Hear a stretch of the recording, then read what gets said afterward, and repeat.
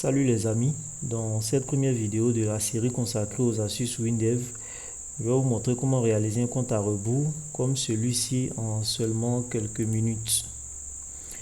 Et pour éviter que la vidéo soit trop longue, j'irai à l'essentiel. Alors si vous avez des questions, n'hésitez pas à laisser des commentaires. Et si vous appréciez également la vidéo, ne manquez pas de laisser un pouce et de vous abonner à la chaîne pour d'autres astuces.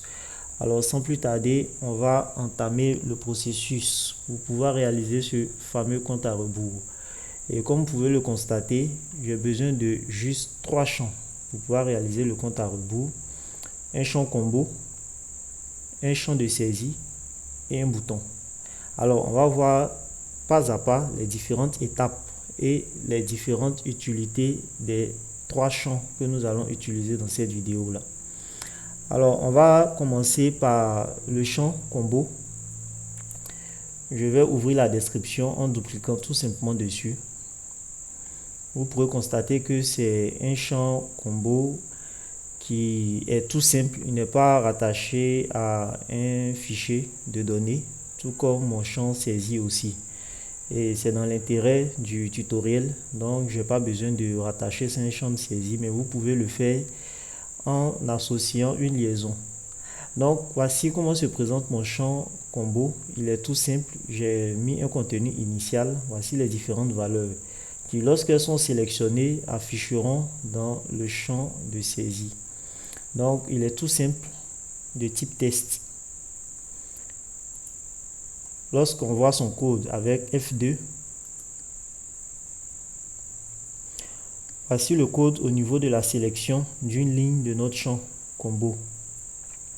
Donc lorsqu'on sélectionne une ligne de notre champ combo, on va affecter la valeur qui est affichée à notre saisie des comptes, au champ de saisie. Et puis on met fin à notre timer système.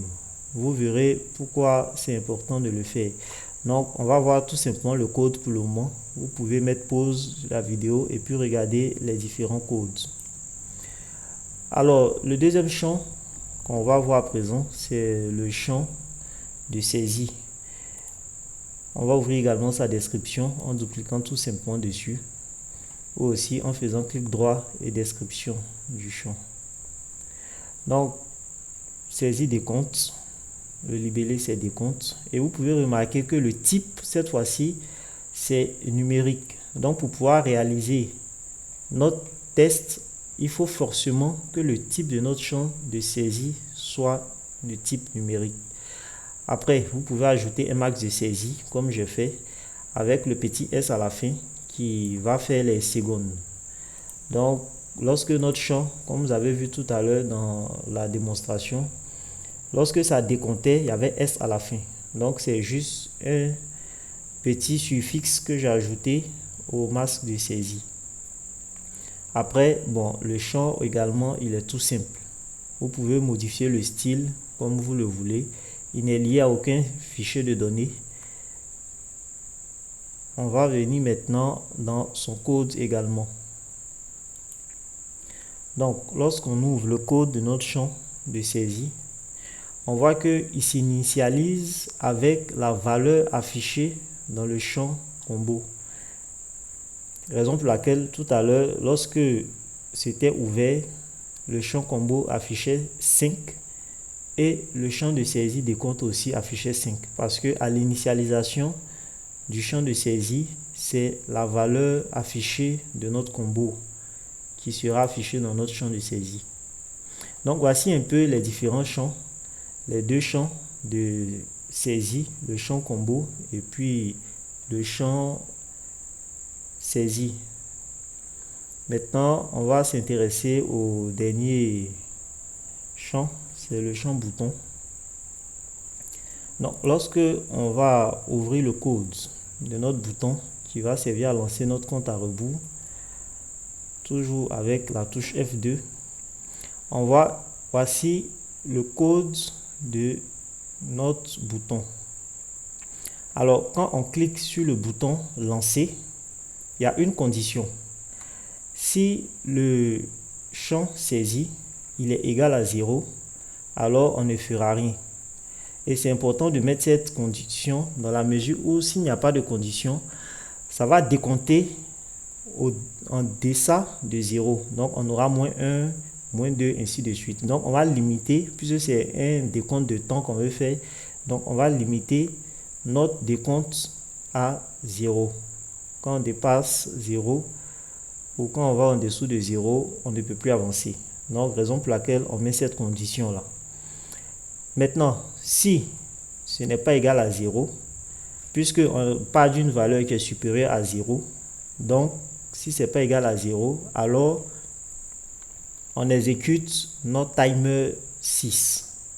Alors, timer 6, c'est une fonction du W langage. Vous pouvez utiliser la touche F1 pour voir un peu la description que WinDev en fait. Et c'est bien outillé.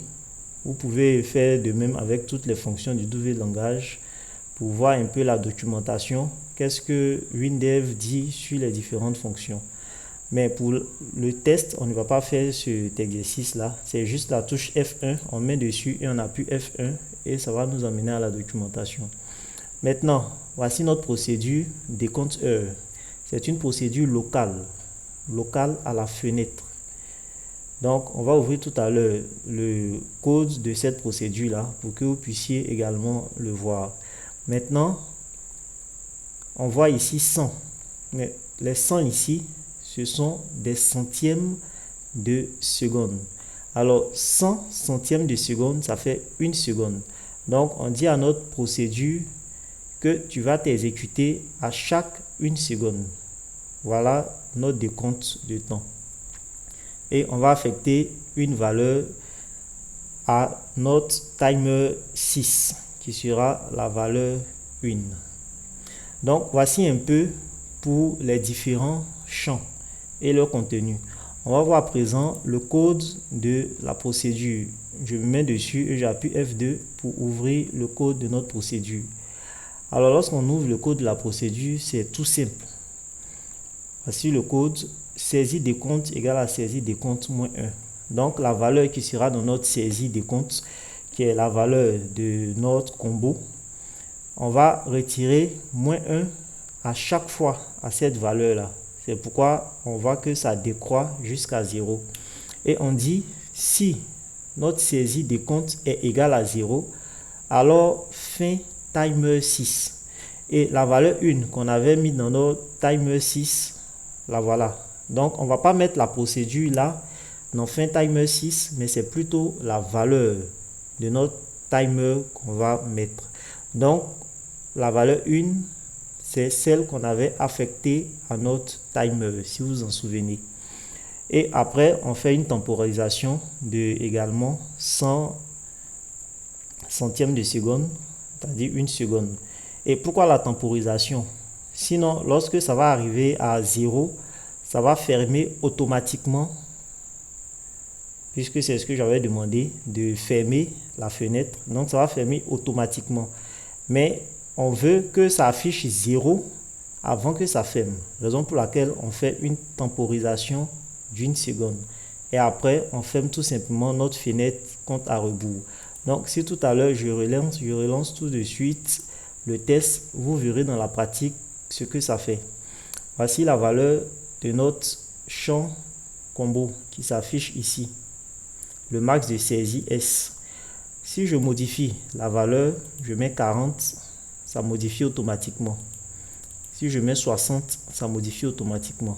Si je lance, on voit que notre décompte commence. Si je change la valeur ici, je mets 120, fin timer 6, ça attend que je relance. Quand je relance, ça commence le décompte. Il en est de même pour toutes les valeurs de notre timer.